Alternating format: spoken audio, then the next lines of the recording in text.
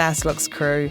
This rerun episode traces Kevin Wasner's journey in the makeup effects industry, beginning with his early interests in puppetry and stop motion, aided by childhood influences from films like American Werewolf in London.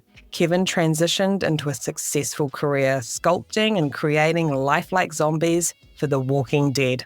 His story serves as a motivation for aspiring makeup artists, illustrating how passion and dedication can lead one to become a renowned expert in a specialised field.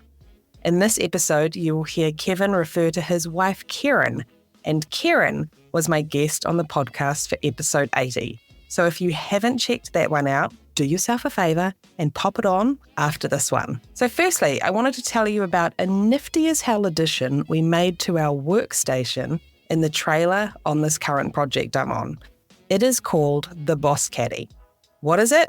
Well, it's a fucking game changer is what it is. I normally am a trolley user. I like to have my wig gear set up on a little wheelie trolley, not the big ones with all the drawers, just the pedestal type one on wheels. But I'm always worried I'm going to tip it over, especially when the floor of the trailer has bumps and lumps. And I've also had people almost knock it over by walking into it accidentally. And then there's always the, what do I do with it when it travels? You don't want it flying around the trailer when the trailer is moving. So the Boss Caddy has the same top tray to settle your gear up on, but it connects to the base of your chair. So the base of the chair where the hydraulic pole is. And it swivels around the chair from one side, around the back to the other side. We currently have 3 of us working at the same time on one cast member at the moment, and the Boss Caddy is next level awesome. So that was something I wanted to draw your attention to because I think hairstylists, makeup artists, and especially special effects artists would love these set up in the trailer. So I have a link in the show notes for you to not only check out what the hell it is that I'm talking about, it's a little hard to explain, but also you'll get a 10% discount. Or you can use the discount code Jamie Lee Hair, all one word, JAIMELEIGHHAIR. So next time you're on a show full time, I would have production get one of these for you for sure. I popped ours on the P card. If you get one, let me know how you find it. If you have any questions before you buy it, hit me up. Now, half the reason I keep doing this podcast is because of the wonderful messages and reviews I receive. So I wanted to start sharing them with you guys. So here's one from Kirsten. Hey, just a quick thank you for all your episodes of the Last Looks podcast. Currently a uni student and think I experienced burnout, but your podcast really helped me get back on my feet. It's my absolute fave thing to listen to. You are an inspiration. I was listening to a few today while doing my coursework, so just thought I'd pop a message through. Thank you. That's awesome. And here is one from Connie. I enjoy listening to all the different artists you've had on the podcast. Just when I think I have nothing in common with a guest, I'm always pleasantly surprised how much I do have in common and the same kinds of struggles, but under a different roof. I enjoy hearing everyone's personal backstories. These are great. And Emery wrote, yes, what a spot-on great podcast. Thank you so much. I've gained so much insight and have listened to almost every episode. So thanks, guys. It is so awesome to hear from my Last Looks crew and know that the podcast really is hitting the spot for some people. And these messages are always so wonderful to receive. Okay, I'll shut up now and let us get back to the reason we are here.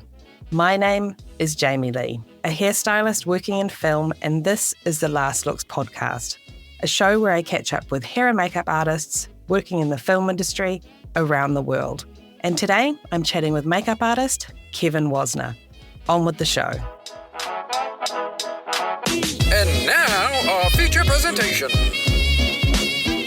Pictures up. Last Looks. Rolling.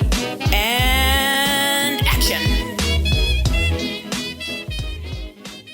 Welcome to the Last Looks podcast, Kevin. Thank you. Good to be here. Awesome. Now, I would like you to finish this sentence for me, okay? All right, I'll try. Once upon a time, there was a boy named Kevin, and when he grew up, he wanted to be... Fireman. No, I wanted to be a makeup artist. I knew I wanted to be a makeup artist. I knew quite early on. Actually, that's a lie. I backtrack. I wanted to do something in puppets because I think I was that child of the E.T. era. Okay. And, Dark Crystal and all those things. I wanted to do stop motion or something in the puppet world. And of course, it kind of just led into makeup.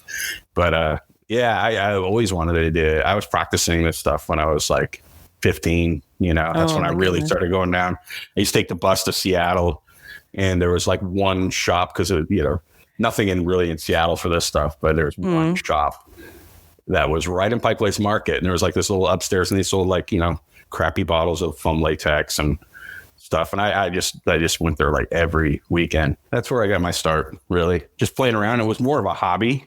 Yeah. And, like, hey, maybe I can do this, Yeah, I think it's when you come to that realization of like, hang on, people actually do this for a job. This could be a career. Wow. Yeah. So you must have been a big movie watcher then. I was a big movie watcher for sure. Oh, yeah. And you said E.T. What other kind of movies were sticking out to you at that point that you were like, oh my gosh, all those Evil Deads and the horror movies, of course, that I loved when I was a kid. Yeah, I mean, The Thing, of course, changed my life. And in American Werewolf in London, I remember vividly, like when that came out first time on VHS, my parents rented it. And of course, this is like 1983 or whatever. And I was too young to watch it. They were really strict with me watching this, and maybe that's why I evolved into a fascination. Yeah. Yeah. But they called me from my bedroom, like, hey, you got to see this scene. And they let me just watch the transformation scene. And I remember that. Yeah. And I was like, what? This is the best thing I'd ever seen in my life. And it's like, okay, now go back to your room. You can't watch anymore. So it is a fascination.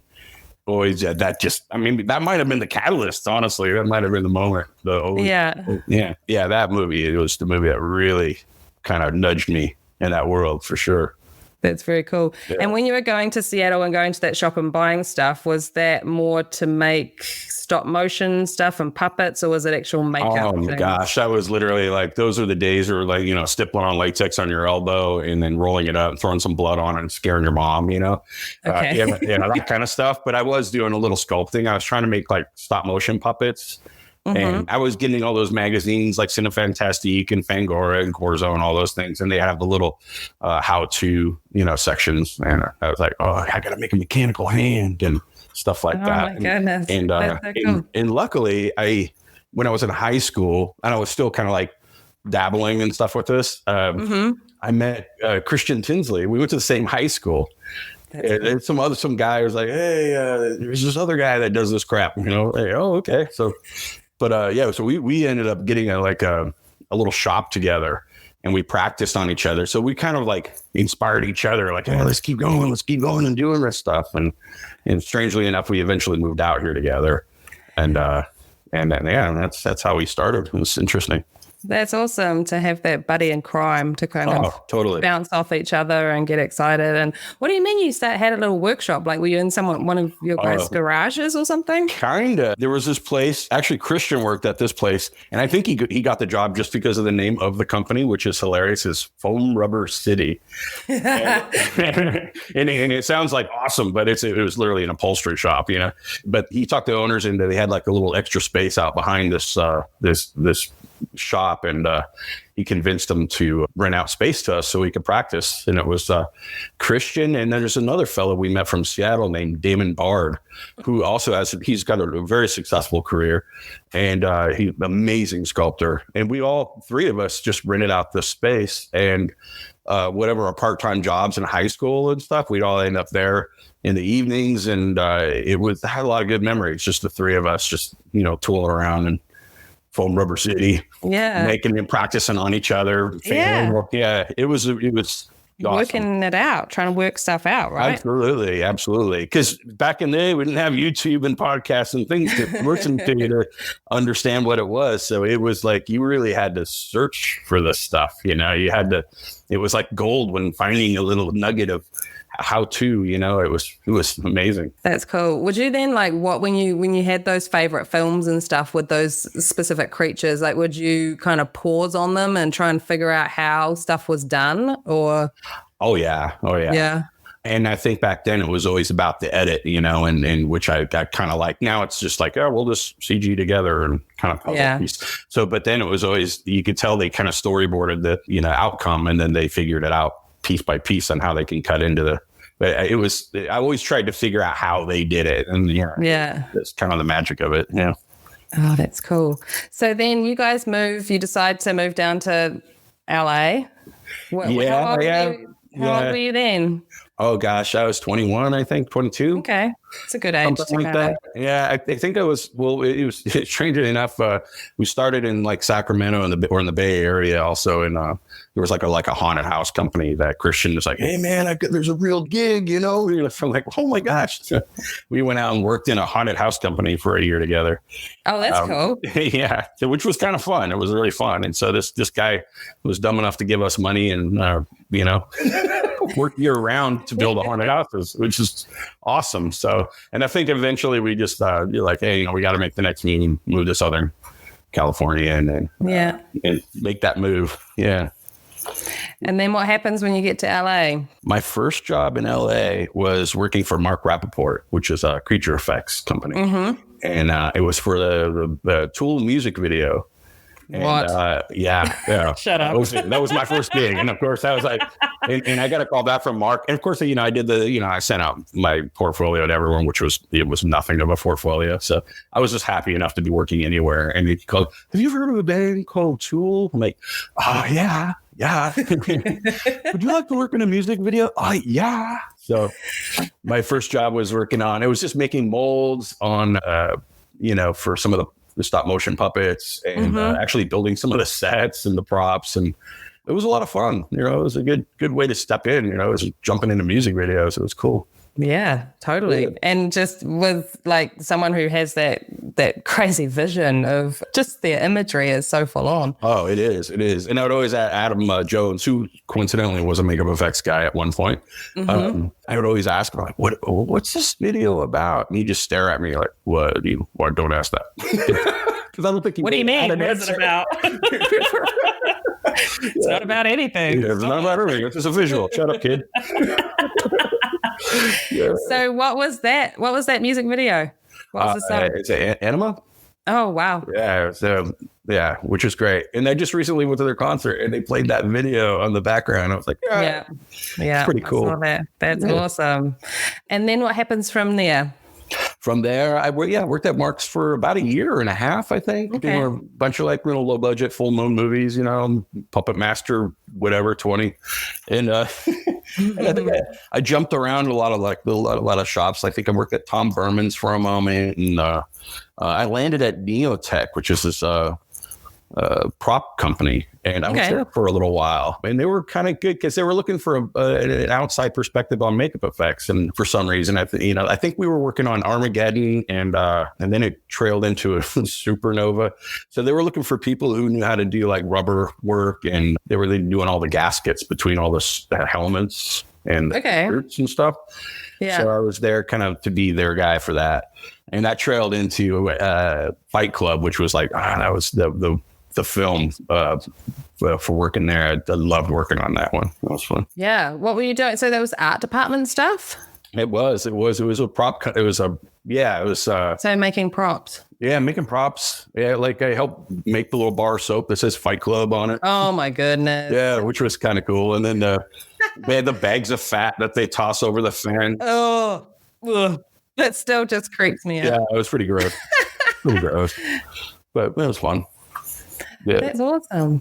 I see, because I was looking at your IMDb and I'm just like, there's art department, there's actor, there's special effects. I'm like, geez, Kevin gets around. He's been doing it all. A little bit of everything. Probably whatever. Yeah. That's awesome. But I also, what stuck out to me was prop maker for The Cell. Now, The Cell, yeah. Yeah. There was a lot of little things. There was tools, like some of the torture tools that were basically they were meant to look like seahorse pattern, if I remember. I mean, this is so many years ago. And there was like an intestine puller that I made, like this little wind up thing. Some really gross stuff. That film visually is disturbing as hell. Yeah. So that's why I was just like, it caught my attention. Yeah. But I was wondering, did that workshop have anything to do with the horse? The horse, do you remember that? I don't think so. Okay, because that image is stuck with me. I can tell you that much. No, there was like a bleaching tank that we built. Okay. And I'm trying to remember. I remember I made a collar. There was 2 different like neck collars for Jennifer Lopez. Yeah. And I built on there's like a rough one and then there's like a really beautiful one. I made the rough one. So yeah, so that was fun. There was so much stuff on that. The one thing about working at that prop company is that there would be like literally 10 movies going on at the same. There'd be like a board with all these movies going on. And half the time I didn't know what they were. So they would churn out stuff. So it's a totally different world. I remember at one point, you're like, here, work on this gun. And I'm like aging a gun. And then I go and see the movie, The Mexican. And the whole movie was the Mexican was the gun from The Mexican. I remember like standing, hey, that's the thing I worked on there. That's crazy. They were just churn out stuff so fast. It was insane. So that was kind of a fun thing to do. But I think as I was there, I was like, I need to get back to what I came out here for, which was, makeup. So I finally had to, leave that company and, and then I think I jumped right into like XFX and, bounced around a lot of shop bouncing around. Yeah. Yeah. And then were you going on set at any point during that, or was that a little bit? Yeah. I went on set when I was at the prop company, if it was needed, but most of the time it was sent out and you never saw it again. But I did get to go on set for Fight Club a little bit. And, that's cool. Yeah, it was kind of cool. There was and a few other shops, but the smaller shops, I was on set all the time because, as you know, in smaller shops, it's like you carry things all the way through and then you go to set with it. Whereas like when I was at Innovation, you get departmentalized. You're in the mold shop, you're in the mold shop. Or you're in the foam room, you're in the foam room. You're in this room, So yeah. So it took a little while, and I think I was yearning. I'm like, okay, I like being in the shop, but I do like seeing how it is on set, and I like the control of how the end product is going to be on set. So that was the yearning, and I think anybody that's in the shop would say that too. They're like, I want to get out of here, Yeah. Unfortunately, that's the truth, but. Yeah. Well, no, I think you may even get to that point too, where if you're just on set all the time, you might be like, man, I just want to see a makeup through from start to finish. Totally. Like, absolutely. How often now do you get to do, start with the sculpt and go all the way through to applying it and looking after it on set? I mean, everything's that was more of I've been at K&B for the last, 14, 15 years or something like that. And I got to the point where, I would be able to sculpt the makeup and watch it and then carry it on to set, which I preferred to do because I can only answer to myself if it doesn't work, but the edge is not in the right spot, Yeah. So, and it's my own fault. So it's, I think all of us are a little bit of control freaks when it comes to that, because when sometimes you open up a box and you see something and you're like, this is fantastic. And then you put it on and it doesn't quite work. So yeah. It's nice to be able to have that control from the beginning. But also I think it's just, it's satisfying to just be like, yeah, I did this from start to finish. And it's your baby, it's cool. You have a little more pride in it for sure. Yeah, absolutely. So while you're coming up through all of this and making these little changes to get to where you're wanting to be, at any point, was there like a single piece of advice that you received from somebody that really stuck with you? Yeah, I think the biggest one was going into being on set and the confusion when you first start working on set on a frequent basis, I think you just be really communicative with the AD department. And that is something I still, know when to go in and when to go out when you're doing your last looks and things like that. But if something's going to take a little longer than a last look, let them know and let them know the problem. So they just need to be informed at all times, Which I see a lot of times where like, ooh, there's an edge there. And they're like, I don't know what to do. And people panic. And I'm like, yeah, just got to let them know, it's just going to be this. And if it can't, then you're just letting them know that there's a situation, Yeah. But communication is really important. That's the one thing it's stuck with me for sure. Absolutely. Because it can, there's no point in freaking out about something and just like say something and they'll be like, yeah, go, you've got 10 minutes, sort it out. Yeah. And if you don't have 10 minutes, then they know, hey, okay, we might have to fix this in post, and his time is more important than the minute you will take to fix it. So, yeah. Yeah. So looking at your incredible resume, you did some traveling overseas as well for some of these films. You did some location stuff. Quite a bit actually, but early on, quite a bit. I'd say my favorite was Passion of the Christ. That was I mean, it's a long stint in Italy. Oh wow! All over Italy, and it was beautiful. The people were beautiful. The film was really challenging. It was the hardest job I've ever had to do, but most rewarding. Oh my goodness. Normally that's how it goes, isn't it? Yeah. I'd hate for someone to say it was the most challenging and I hated the end result. That would suck. But luckily you don't hear it that often. So. Yeah. So how long were you in Italy? I think it was just over 5 months or close to maybe over 6, something like that. And that's a good chunk of time. It was a good chunk of time. That was a good one.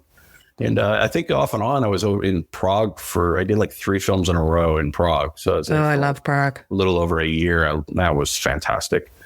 I think when I've only been there once and it was for just like 10 weeks, I think I was there. Yeah. But I remember saying to you and Kieran that I was going over and you guys were just like, we love Prague. Yeah. Yeah. Well, that's kind of where I met Karen. So yeah, a lot of good things came out of Prague. It's an awesome city to hang out in. Yeah.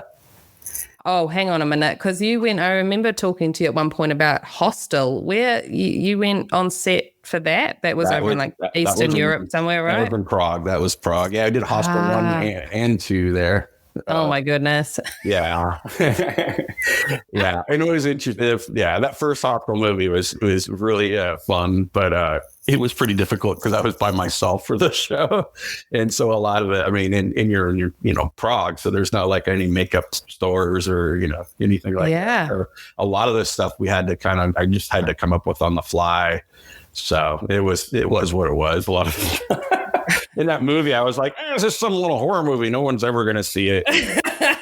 Oh my God. And then opening weekend was like 90 million people. I'm like, oh my gosh, I had a panic attack opening weekend. Yeah. I was down in little old New Zealand watching it. I was like, this shit's messed up. This is awesome. That was a time. Well, I mean, that's what you got to do. You've got to have a pretty big hat and you've got to pull things out of it sometimes and just be like, it is what it is. Yeah. I'm going to do my best and walk away. Yeah. Yeah. It was pretty much that. It was all out of hat stuff. Yeah, for sure. But it was cool. I was very thankful to be on that one for sure. Yeah. So, I mean, you've done quite a bit of gore stuff, haven't you? Yeah. It's kind of what, worked at KB for quite a while, and they are the kind of go-to guys for doing some horror movies. They're, they're masters at it. So, yeah, I did a string of horror movies, one after another. It seemed like I did the Hostel 1, 2, and Hills of Eyes. And there's a bit of Grindhouse and Chainsaw, yeah. Yeah, Grindhouse is fun. Planet Terror. Yeah. Yeah, those were fun ones. Yeah. So because throughout this, you're not in the union, are you? So yeah, no, I wasn't. That's I'm sure that's grinding your gears a little bit to be able to be on set and follow things through like you like to.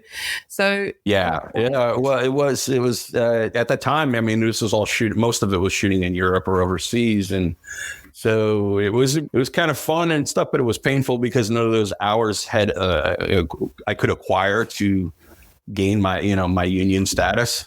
So I'd come back and I'd be like, work 3 years in a row on stuff in Europe, and then like, oh, well, I'm never going to get in the union. This is insane. And then and of course, you work in right to work states, and all those loopholes of working in right to work states, or you're technically not supposed to be working there, so your hours aren't accounted for as well. Yeah. But it took a long time, and finally got in. I'm very thankful to be in for sure. And it's definitely changed things now. It's brought me to the world of day checking, and which is... That's cool. So you have a bit more of a variety of jobs and stuff too, right? Yeah, and I like that. I like you coming in and, like, what do you need? What do you got? All right, cool. Let's do it. In and out. It's fun. That's awesome. I feel like that takes a certain type of person, because that causes me anxiety. And I know... And I know I probably shouldn't admit that, but it's just true. It's like it did for me at first. It did for me at first, but now it's like there's, you can only be as good of what they supply you and what you can do and this and that. And I've never had, touch wood, I haven't had the situation where I come in and it's just not worked out at all, because it's fine. It's usually great. I've never. I mean, you probably know most of the people that you're coming in to help out, right? Sometimes, yeah. I've had a few where I had no idea who the people were. Yeah.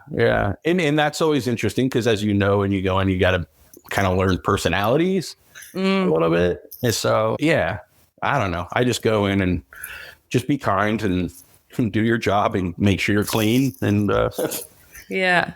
I think that just comes with experience, I think, and confidence that just know you can rock in and do what needs to happen. And I always feel like it's the first day of school every day. Yeah. Like I'm just like, there's new people, there's new stuff. It's not my set. It's but I get over it pretty quickly. But it's just that first little half hour in the morning of anxiety that I just drives me. Yeah. Oh, I know. So what was the job that you were on that got when you got into the union? Was it The Walking Dead? It was The Walking Dead. It was That's The Walking awesome. Dead. Yeah. And it was season 2 of The Walking Dead. That was on season 1. It's a long story there, but basically. It always is.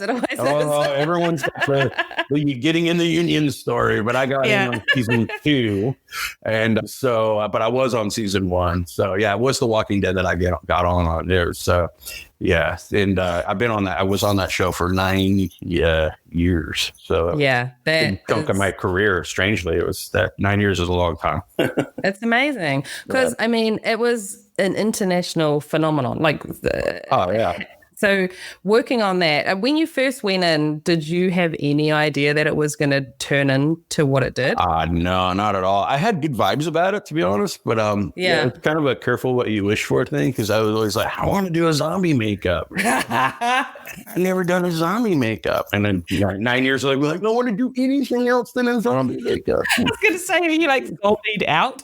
But it was really cool. Like the first season, and you know how you always get the looky-loos coming out. Like, what is this? We're Walking Dead. I never heard of it. And it was 3 years later, there would be literally 300-400 people standing outside the set looking to get autographed. I've never experienced anything like The Walking Dead. It was people would just be waiting outside down the block. And Karen got on the crew, and she got creeped out a few times. We'd be driving by and people yell out my name. She goes, how do people know who you are? Like, what the heck is this? Oh my goodness. Yeah, it was really kind of bizarre to see the growing of it, but it was I mean, that'll always be like a part of my life, that show, for sure. Absolutely. I mean, I was thinking about it earlier, and I was just like, God, Kevin has probably done more zombie makeups than anybody else that I know on the planet. Maybe. Do you know what I mean? I tried to do the math before, and the average zombie per episode, and I've done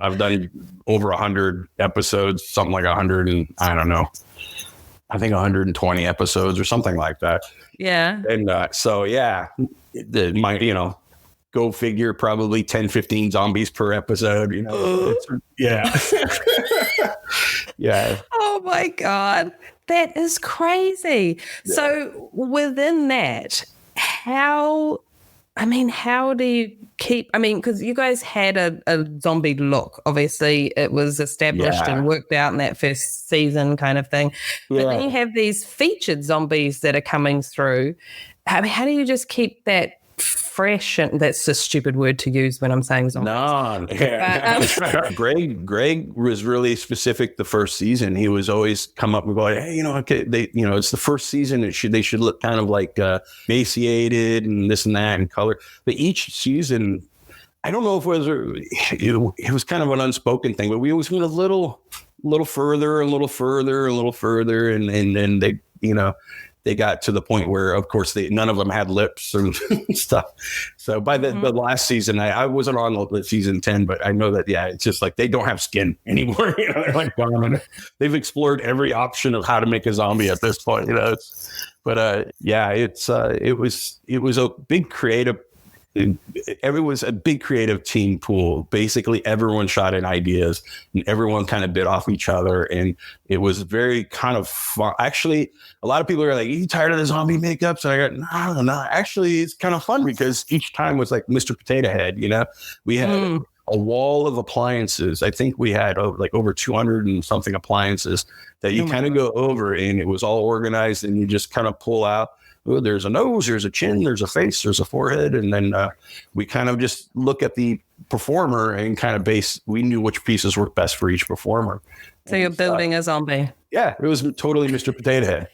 It was like, okay, there it is. That's done. That's good. Moving out, So, and we got down really fast. I mean, we tried to get them down to 1.5 to 2 hours. And that's like bald cap, false teeth, Oh my gosh. I mean, it was laying hair and anything and everything. So we all became machines at making these zombies and kicking them out. So yeah, absolutely. So when you've got these the real featured ones that have something weird going on that's a little different than others, how much input did you have in the middle of all of that kind of character design?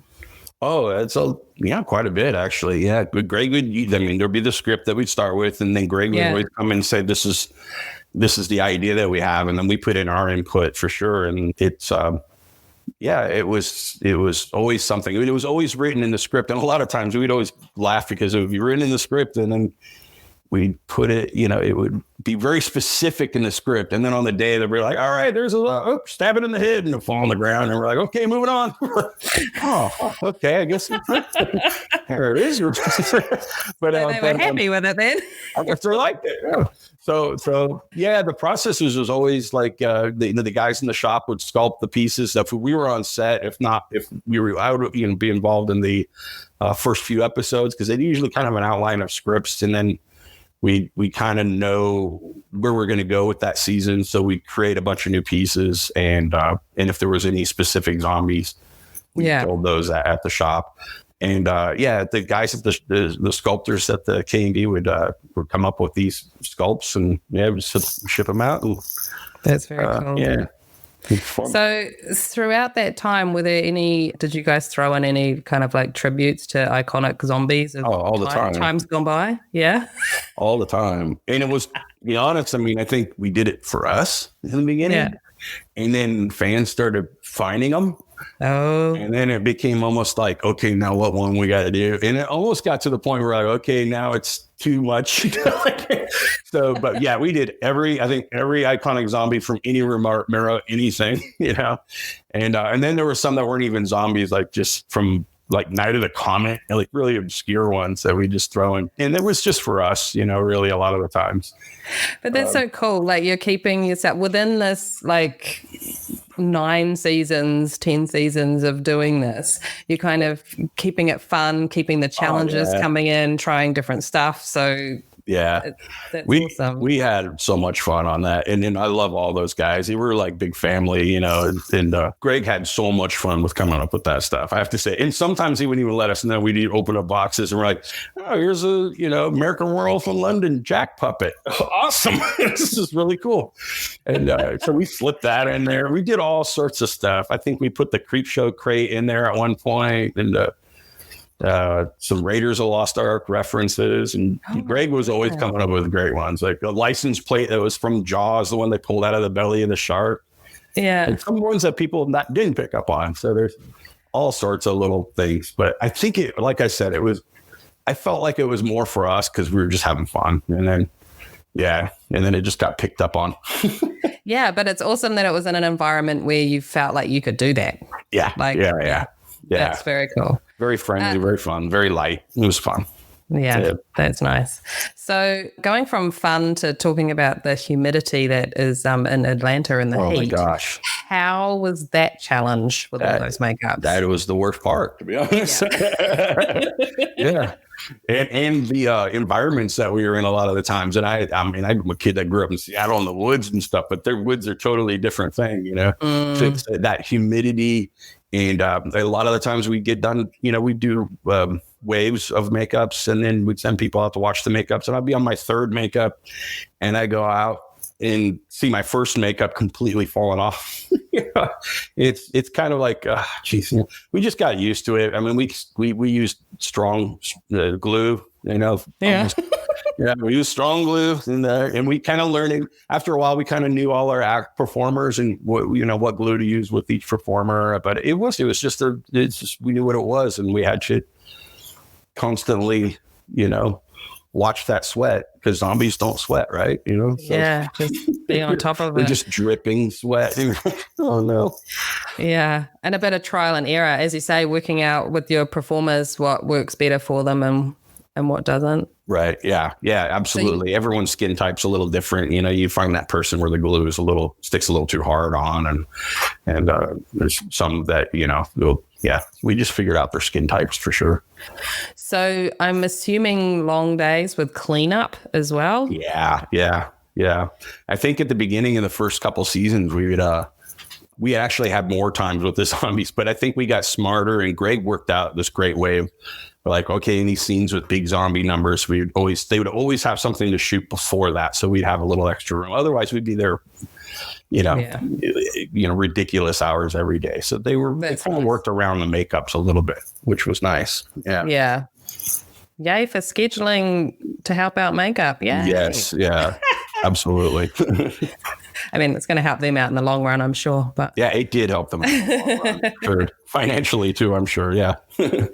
And you got 2 Emmys working on that show, so that's pretty freaking cool. That was cool. And I'm not a trophy chaser. I've never got into this didn't even come in my radar that could even happen. So it was it's such a neat little nod to have that, have an Emmy. It was pretty cool. It's very cool. Have an Emmy. You've got 2, buddy. Come on now. All right, 2. Yeah.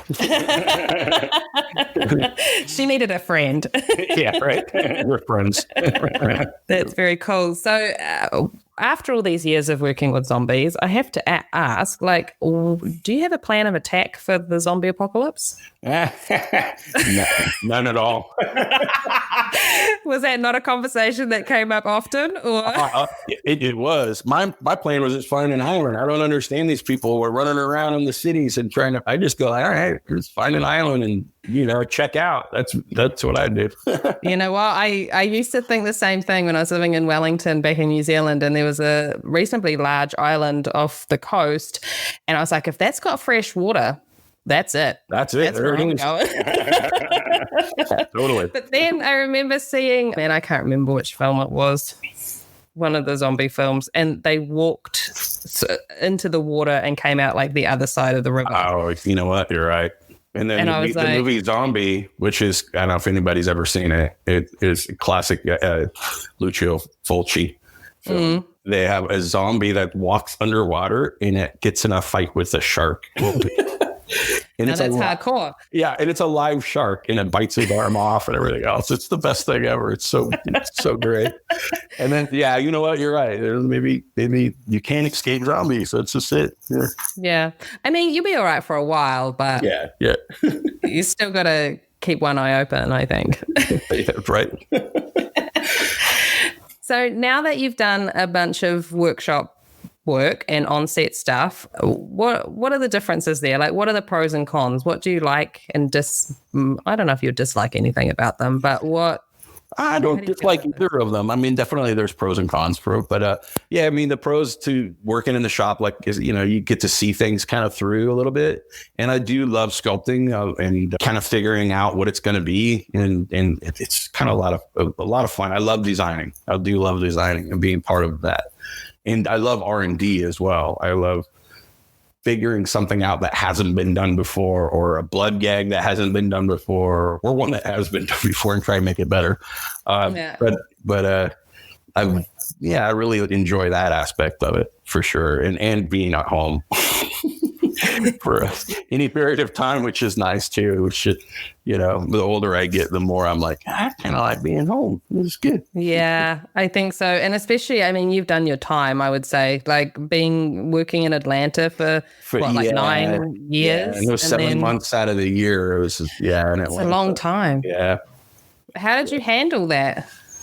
Like, you kept a place in LA and you were... I had an apartment that I kept year round in Atlanta, and just kept it there. It'd be dormant 5 years or 5 months out of the year. And then he started really trying on me. And Greg was so generous. He brought Karen on, my wife, who is also an amazing makeup artist. And she's incredible. She's incredible.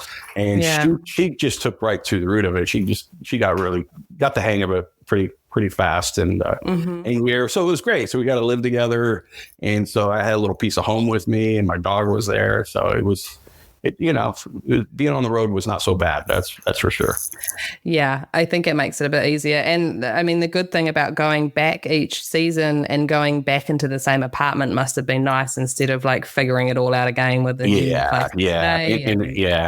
we had our furniture and everything was there. So yeah, it just that first week of coming back when you're trying to settle in, it was easy. It was just all the familiarities of being in Peachtree City, Georgia. I made so many friends there, so many good people there. Yeah. Oh, that's awesome. Yeah. I think that's one of the great things about this industry is just the people that you meet.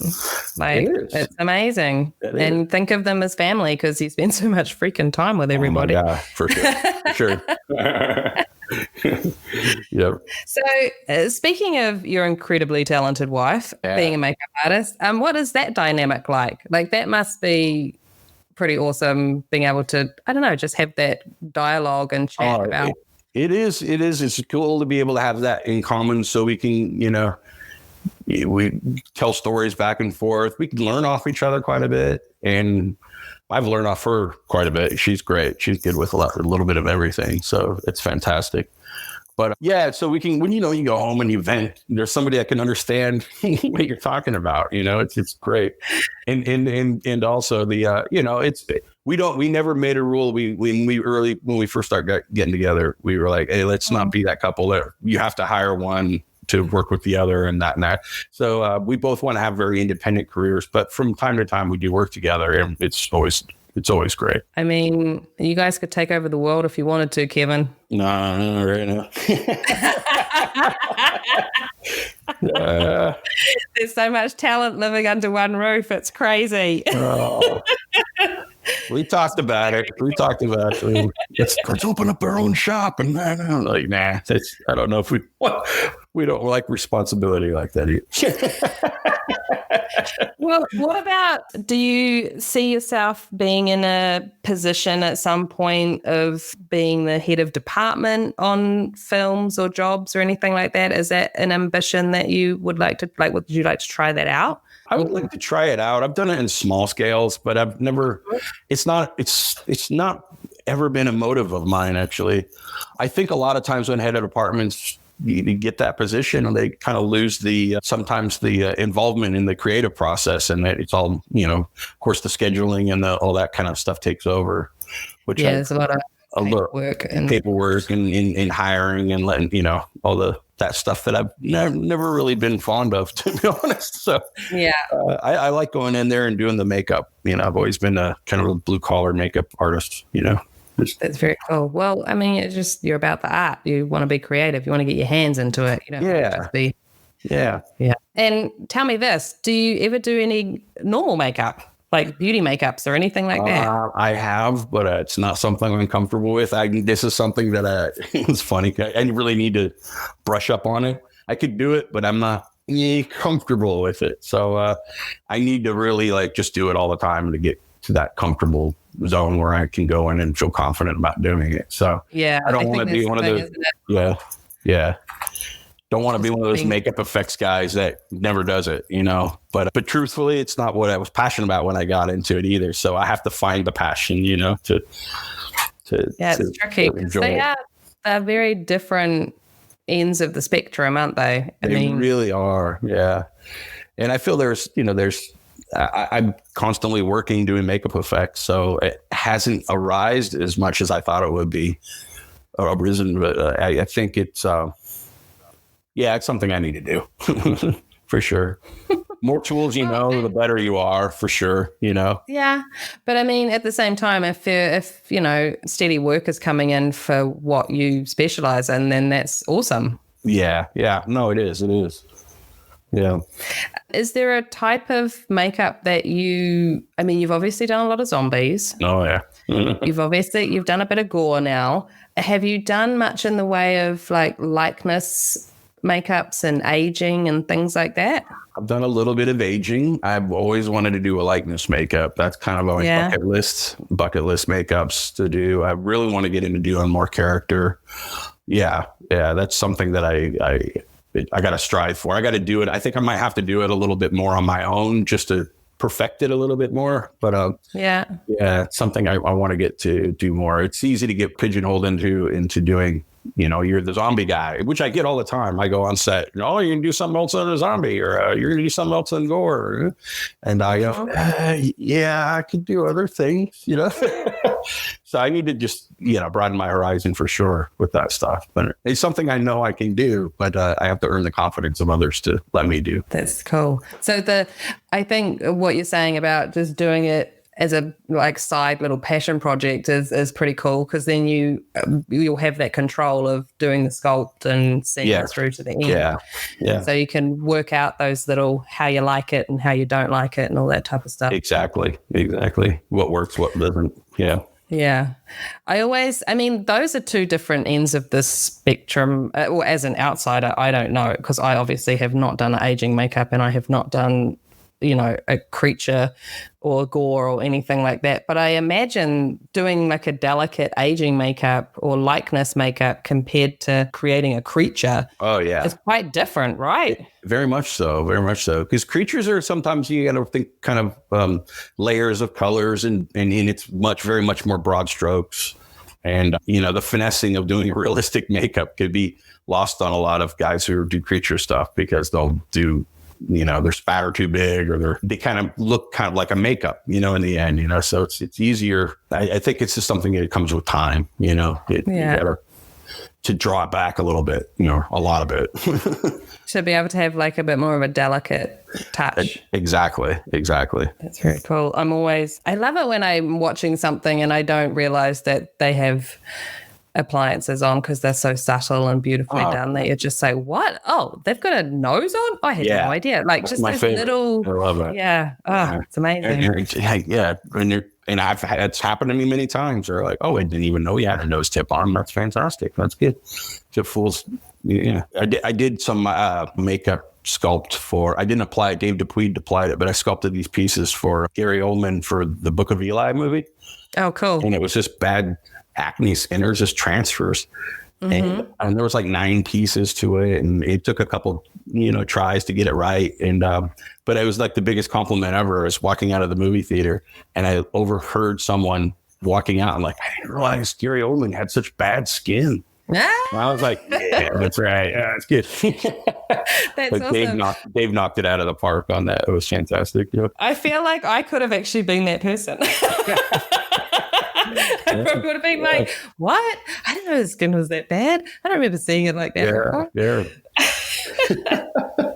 That's very cool. He's a great face to transform, though. He really goes. He's done. That guy loves it. He loves it. It wasn't even scripted to have that. He just thought, this character should have bad skin, and that's what he wanted. So he got production to pay for bad skin. That's very cool. He loves wearing the makeup. I know that. Yeah.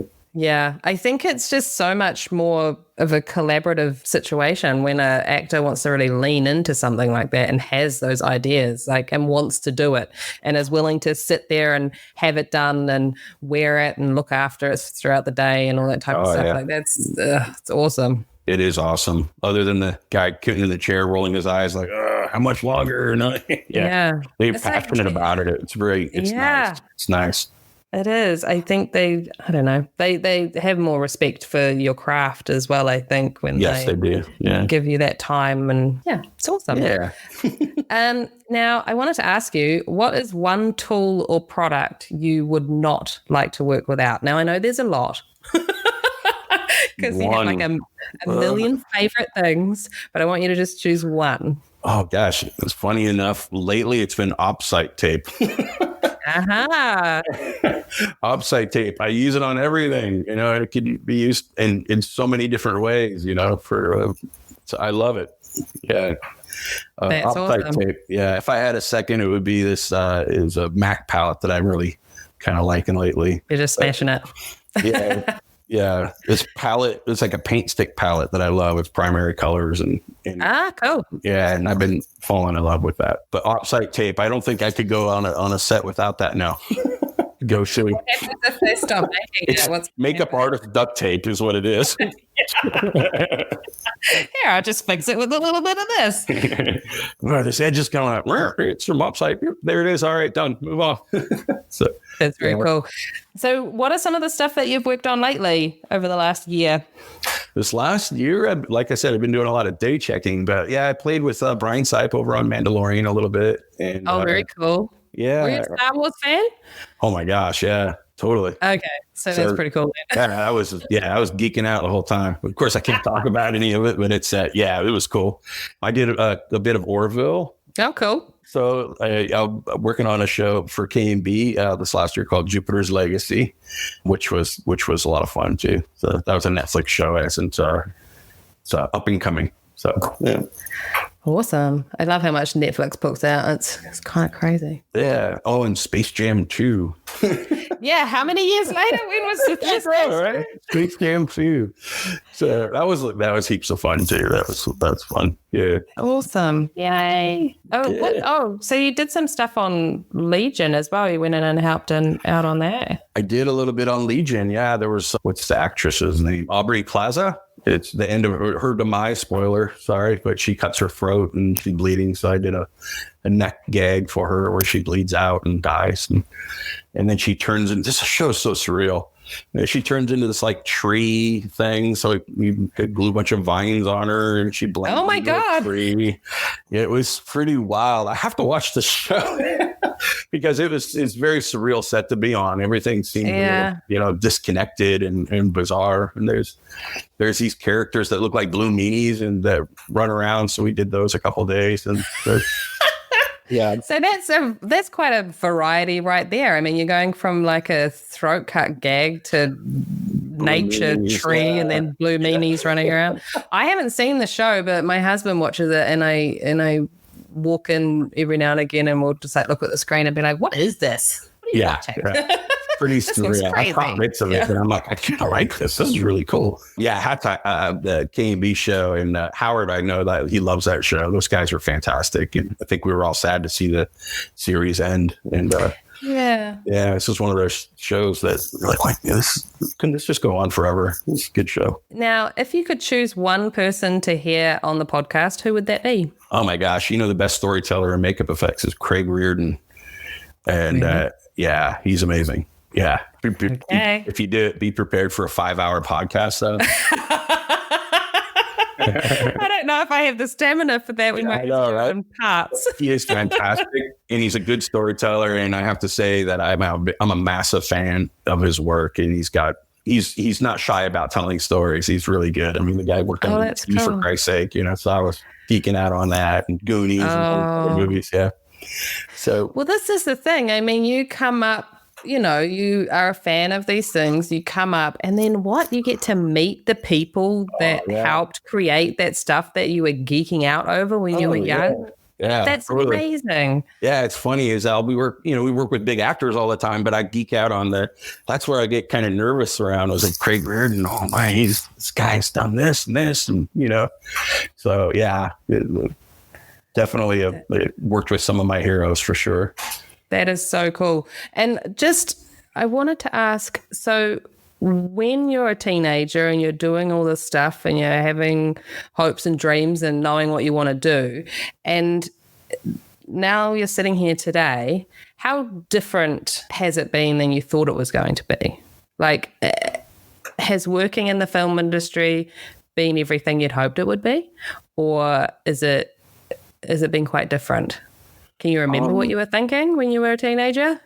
When I thought it would be a bit more fluid when I was a kid. I didn't understand all the steps to it, from design to sculpt to and I thought there would be a bit more input a lot of the times, so there's so many chefs that kind of have to put their 2 cents on something. That I thought when I was a kid, it would be much, you'd be more isolated and more involved in each project, Yeah, I've never, it's every once in a while you get with a director who just comes on and just shoots ideas off you and you go, oh yeah, let's just do that. Ooh, all right, cool. And then go in. But it hasn't always been like that for sure. But, I feel like the bigger the project too, the more it's departmentalized. Yeah, and everyone has their little bit that they do instead of just doing it all from start to finish, right? Right. Yes. I think the only time that it's ever been where it felt, of course, it was only a 3-day shoot, but we did this trailer for the Grindhouse movie called Thanksgiving, which Eli Roth had done. And it was literally like what I thought it would be when I was a kid. And we were just like, it'd be cool. They had an outline of this, we had a script and an outline, but it felt like, it'd be cool. Let's throw this in and this in. And it was just felt like a bunch of kids having fun with a camera, it was exactly what I thought it would be when I was a kid. I had a lot of fun, but it was thick. That's very cool. The 3-day shoot, and it was in and out. It was fun though. That's cool. I guess if you're lucky enough to be working with a director that's, wants to get in there and had those same kind of loves growing up, because I imagine Eli Roth was probably oh yeah, he's big fanboy like all of us, yeah, for sure. Yeah. So to be able to he'd be like, you guys would be like kids in a candy store together. It's just like, we've got a director, we've got a camera, we've got this, we can let's do it all. It felt like it really did. I mean, it was a lot of fun. Yeah, but that's very cool. It hasn't happened again. Looking for that director. I mean, you obviously can't make a movie like that. You got to plan and this and that. But yes, a lot of those ideas that were implemented were just then they're on set. We're just like, it'd be funny if we did this. Yeah, they'll shoot it. Yeah. And that'll happen every now and again, just with, I guess, one gag, right? Just one scene. It'll just be like, the director might be like, hang on a minute.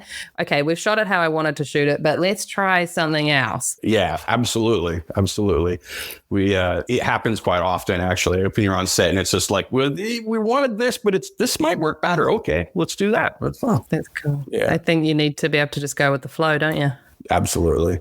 And that's something that I try, and that's another piece of advice I give to kids coming into the industry. It's like a lot of them are very regimented and like, this is where I learned it and this is how it's supposed to be done. And it's like, it's never that. It's always going to be, you got to be able to think on your toes and think way outside the box a lot of the time. Yeah. Where, and don't stress out, Yeah, don't stress out. I think that one has taken me, not that I'm running around like a headless chicken stressing out, but I have those moments of, when things are out of your hands, like you've done the best that you can do, and then they go and change something or do something, or you're not allowed to step in to fix something, and you're just like, oh, but I can fix it. I can fix it. No, don't worry about it. We got it. Oh no. Yeah. That'll always happen. That'll always be there. That's always going to be a narrative. Yeah. Totally. But, you grow up and you just realize that, there's nothing I can do about it. What am I going to do? That's a hard part of learning to let go when it's not going the way you want it. And I'm in the same boat. Whereas I used to get really stressed out and pull my hair out when they're not shooting it the way I wanted it or something like that. Or they're not filming it at all a lot of the times. But now I'm just like, man, that's their movie, like. Yeah. And it's not that you don't care. It's just that not to waste that energy on stressing out about something that you have no control over. It is.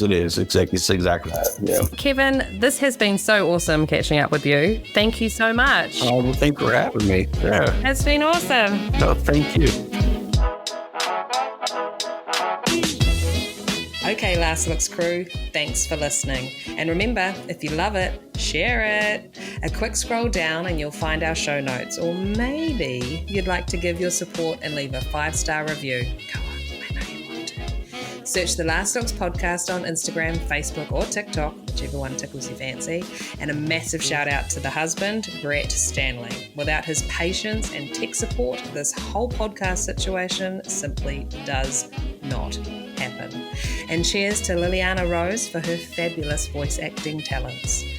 Okay, Last Looks crew, that's a wrap for me. I don't need to be told twice to get out of here, so bye. I'll catch you on the flip side. That's a wrap, people.